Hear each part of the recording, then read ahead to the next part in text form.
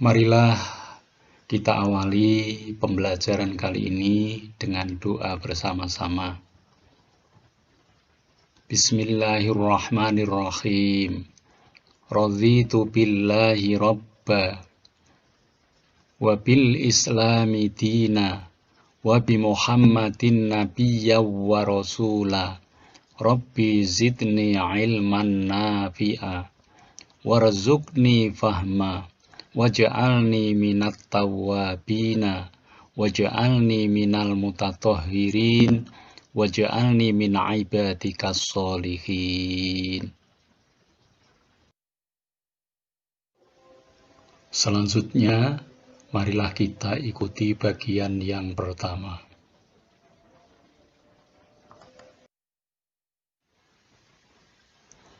Para siswa sekalian, yang menjadi tujuan pembelajaran pada materi ini, peserta didik diharapkan mampu untuk menganalisis dan mengevaluasi makna iman kepada qadha dan qadar. Yang kedua, diharapkan peserta didik mampu menyajikan kaitan antara beriman kepada qadha dan qadar Allah Subhanahu wa Ta'ala dengan sikap optimis, berikhtiar, dan bertawakal.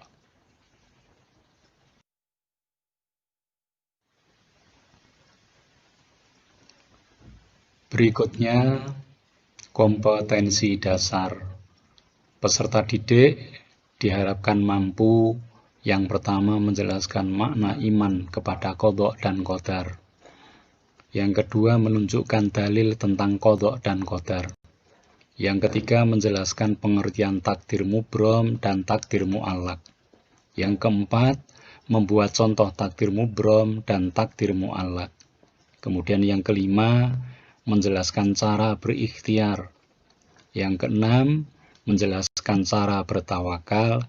Dan yang ketujuh, menyebutkan hikmah iman kepada qadha dan qadar.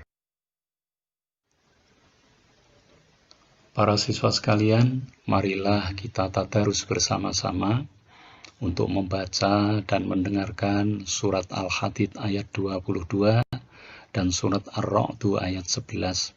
Ketahuilah bahwa Allah Subhanahu wa Ta'ala memberikan pahala yang besar bagi orang yang membaca ataupun mendengarkan Al-Quran. Satu hurufnya Allah memberikan pahala 10 kebaikan. Maka Allah Subhanahu wa Ta'ala berfirman, "Fa'idza quri'al Qur'anu fastami'u lahu wa ansitu la'allakum turhamun." Apabila dibacakan Al-Quran, maka dengarkanlah, perhatikanlah, semoga engkau mendapatkan rahmat dari Allah Subhanahu wa Ta'ala.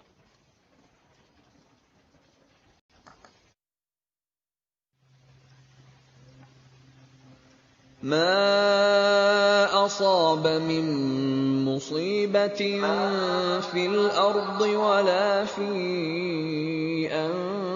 أنفسكم إلا في كتاب من قبل أن نبرأها إن ذلك على الله يسير.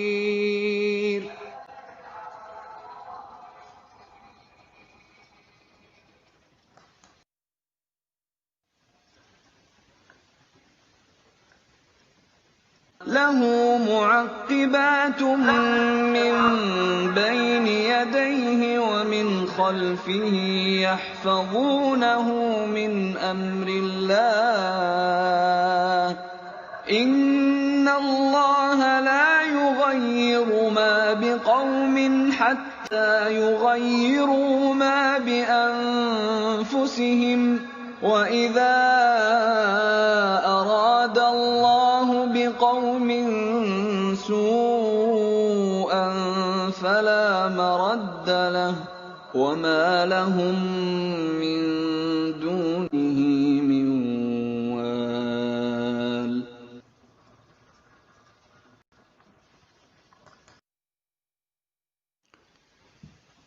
Selanjutnya adalah bagian yang kedua.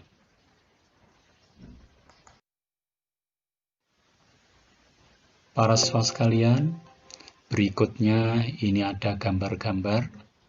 Ada gambar pengemis, gambar tempat tinggal, gambar orang yang sedang bekerja, sedangkan yang terakhir gambar orang yang kaya di dunia. Coba amati gambar berikut itu, kemudian buatlah pernyataan dari gambar tersebut yang berhubungan dengan tema qadha dan qadar. Jadi ada 4 gambar, ada 4 pernyataan yang kalian buat.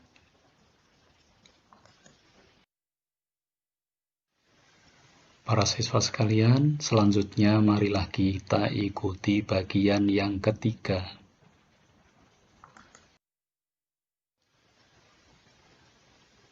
Yang menjadi materi pembahasan pada bab 2 ini adalah tentang pengertian qadha dan qadar. Kemudian yang kedua, macam-macam takdir. Yang ketiga, ikhtiar atau berusaha. Yang keempat, tawakal atau berserah diri kepada Allah. Kemudian yang terakhir adalah fungsi iman kepada takdir. Ini akan disampaikan dengan keterangan yang sederhana. Kemudian kalian bisa melengkapi keterangan ini dengan membaca buku paket serta membaca modul yang disediakan, ditambah pula dengan sumber-sumber lain, agar supaya kalian semuanya bisa memahami tentang iman kepada qadha dan qadar secara benar.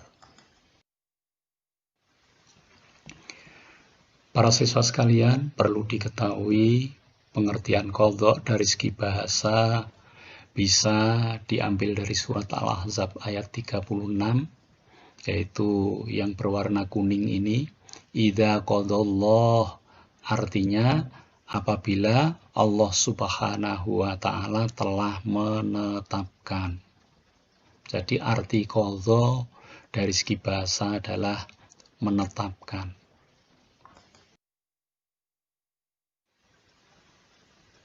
Kemudian di dalam surat Al-Isra ayat 23, ya, arti qadha itu perintah. Ini yang berwarna kuning. Wa qadha rabbuka, ya, dan Tuhanmu telah memerintahkan. Jadi qadha bisa berarti perintah. Sedangkan pengertian qadar ini diambil dari surat Al-Qamar ayat 49. Inna kulla syai'in khalaqnahu biqadarin. Yang berwarna kuning itu, qadar berarti ukuran yang telah ditetapkan. Ya, jadi dari segi bahasa, qadar ini artinya ukuran. Dari kedua pengertian tersebut tentang qadha dan qadar, dapatlah disimpulkan bahwasanya qadha adalah takdir Allah yang belum terlaksana atau sistem aturan yang telah dicipta oleh Allah Subhanahu wa Ta'ala. Sedangkan qadar adalah takdir Allah yang sudah terlaksana atau putusan Allah atas segala sesuatu.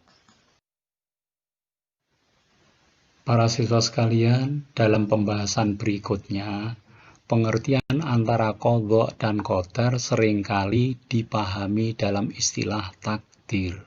Jadi ini tidak dibedakan lagi antara ketentuan Allah dan keputusan. Dua-duanya dipahami sebagai takdir.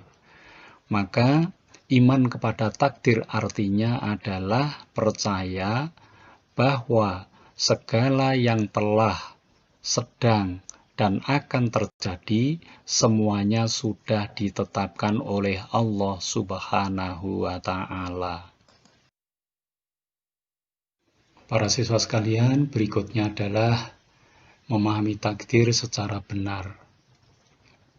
Takdir itu tidak hanya satu, tapi banyak pilihan yang bisa dicapai dengan ikhtiar atau usaha. Untuk meraih keberhasilan, banyak cara yang bisa ditempuh. Seseorang yang sukses bisa melalui pendidikan yang tinggi, bisa pula dengan pengalamannya yang banyak. Ada pula orang yang sukses karena kemampuannya bekerja sama yang bagus. Maka manusialah yang berusaha dan Allah yang menentukan. Pada zaman Umar bin Khattab, pernah ada seorang pencuri yang ditanya oleh Umar, "Kenapa kamu mencuri?" "Saya mencuri karena ditakdirkan Allah." Ini contoh pemahaman takdir yang tidak benar. Seseorang ada yang beranggapan, semua rizki sudah ditentukan Allah. Kenapa kita harus berpayah-payah bekerja? Kepandaian telah ditentukan Allah. Kenapa kita harus berjuang untuk belajar mati-matian? Maka ini semuanya pemahaman takdir yang salah. Kita tidak boleh memahami takdir seperti itu. Semua telah ditetapkan Allah, tapi manusia diberikan kesempatan untuk usaha meraih yang terbaik yang dia inginkan.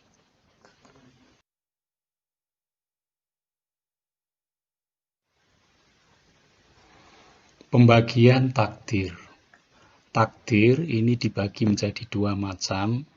Yang pertama adalah takdir mubrom, yaitu takdir yang tetap, takdir yang tidak dapat dirubah oleh usaha manusia.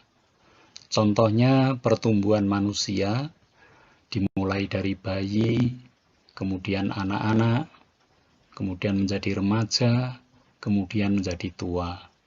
Demikian pula contoh yang lain, pergantian siang dan malam, dan kematian bila sudah menimpa kepada seseorang, maka ini semuanya tidak bisa dirubah oleh manusia. Itu yang disebut dengan takdir mubrom. Sedangkan yang kedua adalah takdir mu'allak, takdir yang dapat dirubah, yaitu dengan usaha manusia. Jadi contohnya orang yang sedang sakit, kalau dia mau berobat bisa menjadi sembuh. Orang yang miskin, kalau dia mau bekerja keras akan menjadi kaya. Anak-anak yang bodoh, kalau dia mau rajin belajar akan menjadi pandai. Demikian seterusnya. Para siswa sekalian, untuk meraih takdir yang baik, Allah mewajibkan kepada manusia untuk berikhtiar, yaitu berusaha. Dan usaha ini harus dilakukan secara sempurna, mencakup usaha lahir dan usaha batin. Contohnya, orang yang ingin sukses, ingin berhasil, di samping dia mengerahkan seluruh potensi jasmaniahnya untuk usaha itu, dia pun berdoa, beribadah kepada Allah agar supaya usaha yang diinginkan dapat mencapai keberhasilan. Kalau seseorang hanya usaha lahir saja, tidak diikuti usaha batin, maka ini termasuk orang-orang yang sombong. Tapi kalau seorang hanya melakukan usaha batin saja, dia tidak pernah usaha lahir, hanya berdoa saja, tanpa pernah mengerahkan seluruh potensinya untuk meraih keberhasilan, maka ini disebut pula orang-orang yang bodoh. Maka yang sempurna adalah usaha harus dilakukan secara lahir dan batin. Selanjutnya adalah tawakal. Tawakal artinya berserah diri kepada Allah, tentu saja setelah didahului dengan usaha baik lahiriah maupun batiniah. Allah berfirman, "Innallaha yuhibbul mutawakkilin." Sesungguhnya Allah mencintai orang-orang yang berserah diri.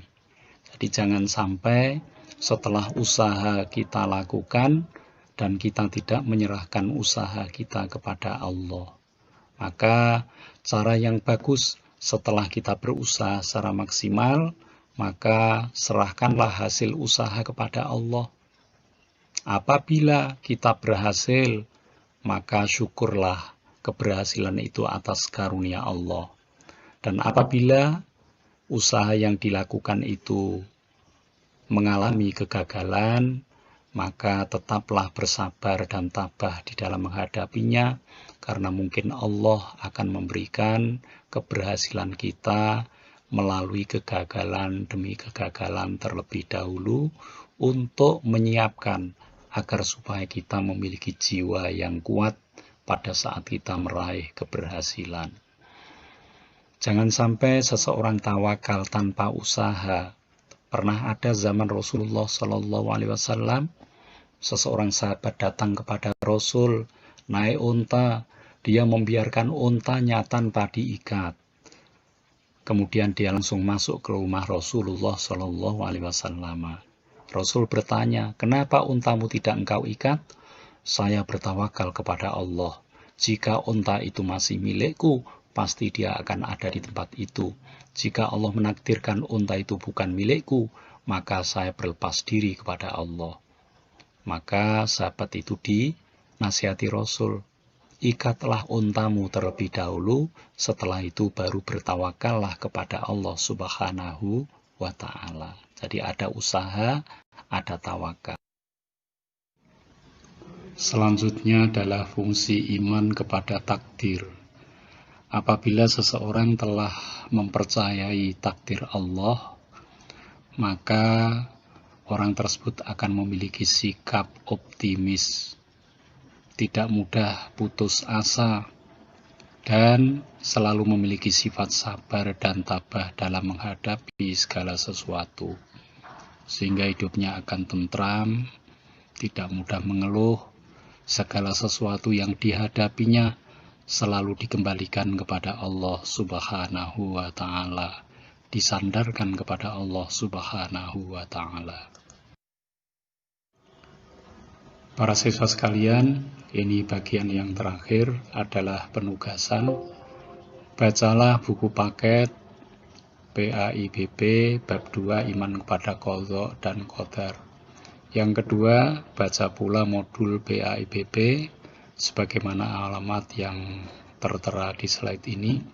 Dan yang ketiga, buatlah sebuah tulisan kisah yang pernah Anda alami tentang Qadha dan Qadar. Demikian pembahasan bab 2 Iman kepada Qadha Qadar. Bila ada kekurangannya mohon maaf. Wassalamualaikum warahmatullahi wabarakatuh.